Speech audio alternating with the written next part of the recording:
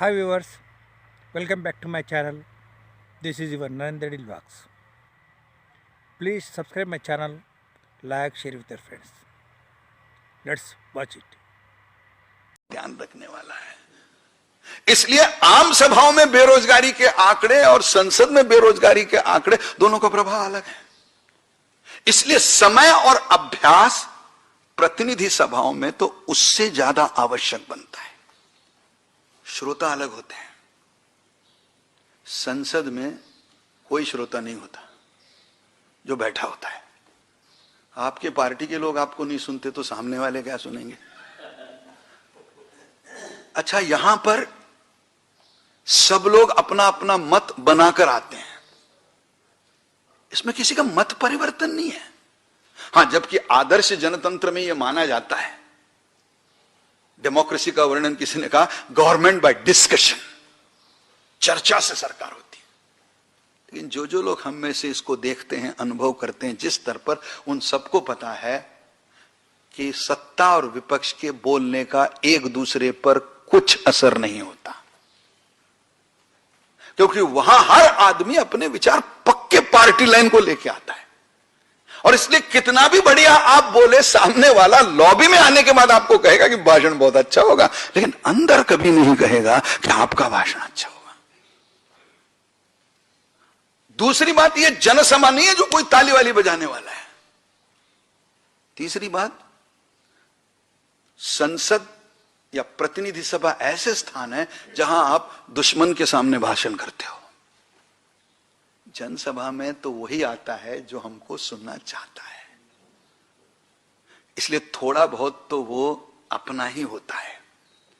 बाकी अगर आपने बिल्कुल सड़क पे सभा लगाई हो तो दो चार वाले जाते आते कुछ लोग रुक जाते होंगे, उनकी अपनी अलग जगह है। लेकिन इसलिए कभी कभी तो मुझे लगता है कि सभाओं का चुनाव में कितना महत्व है, इस पर मुझे बरसों से संदेह है।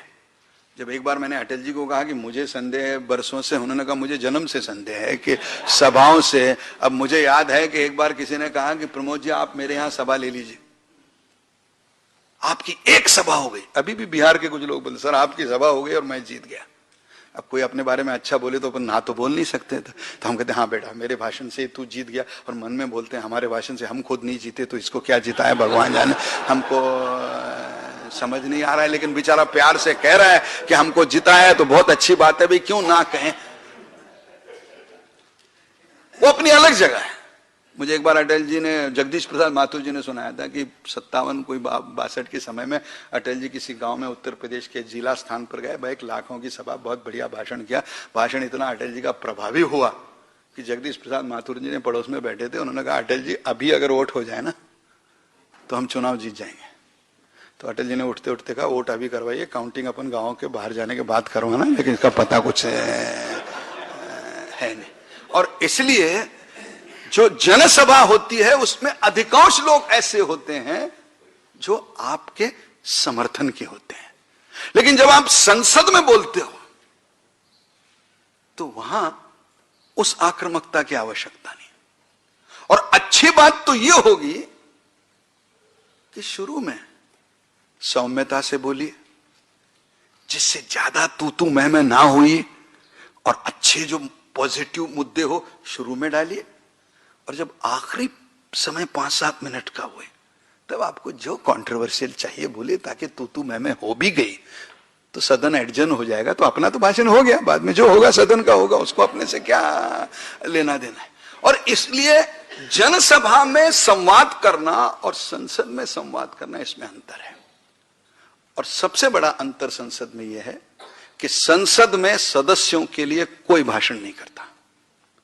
संसद में हम भाषण करते हैं जनता के लिए, और वो जनता तक भाषण पहुंचता है ऊपर बैठे वाले पत्रकारों से। और इसलिए हमारा भाषण 9 मिनट का हो या 90 मिनट का, अगर पत्रकार उसमें से मुद्दा उठा नहीं पाए तो दूसरे दिन इतना ही आएगा, अटल जी, अडवाणी जी इत्यादि का भाषण हुआ। तो आप खुशी मनाइए कि ये जो इत्यादि है उसमें आपका भी नाम लिखा गया है, ये समझिए। बाकी अटल जी अडवाणी जी तो बोल ही थे, बाकी तो इत्यादि में तो हम आ ही गए। अब घर वालों को पता नहीं चलेगा कि ये इत्यादि आपके लिए लिखा है, इसलिए आप जाके बता सकते हो कि ये इत्यादि मेरे लिए है, ये इत्यादि। और लेकिन अगर आपके भाषण में कोई ऐसा एक या दो मुद्दे हों जो मुद्दे ढंग से समाचार पत्रों के लिए नए लगते हो, तो बड़े बड़े लोग बोलने के बाद भी आप अगर हटके अलग कोई अच्छा मुद्दा बोलो तो न को वो सामने वाले के दिल तक उतरेगा, वो दूसरे दिन समाचार पत्रों में छपेगा। ये देखिए, जब वक्तृत्व बैठकों में करना है तो उसमें आप बिल्कुल अनौपचारिक रह सकते हो। बैठ के बोलिए, खड़े होकर बोलिए, उसमें स्पष्ट बोल सकते हो, स्नेह से बोल सकते हो, उसमें डरने की बात नहीं है। जनसभा हो, संसद हो, लोगों के सामने बोल रहे हो, प्रकाश में बोल रहे हो, यहां अपने घर में बोल रहे हो, तो घर में बोलना अलग है।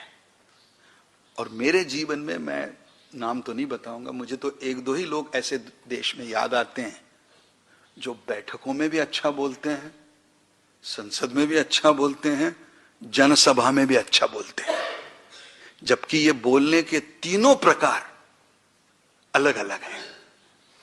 और अगर तीनों प्रकार में भगवान ने आपको महारत दे दी तो फिर वो जो 3-4 है संख्या, वो 5 हो जाएगी, आपका भी नाम उसमें जुड़ जाएगा। ये आपके हाथ है। एक संवाद कला का माध्यम छोटे से मुद्दे में रखना चाहूं जो व्यक्तिगत भी होता है।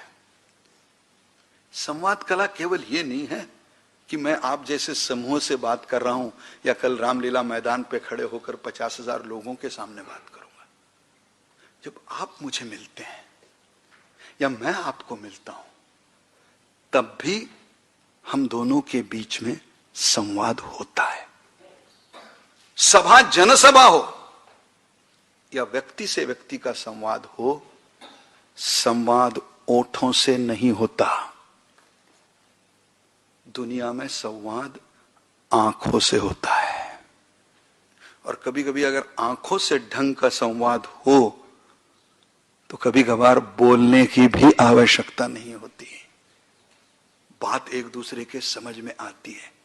और इसलिए जब आपको कोई मिलने आता है तो बहुत बार मैंने नेताओं की आदत देखी, और आप भी अपने अपने स्तर पे नेता ही है।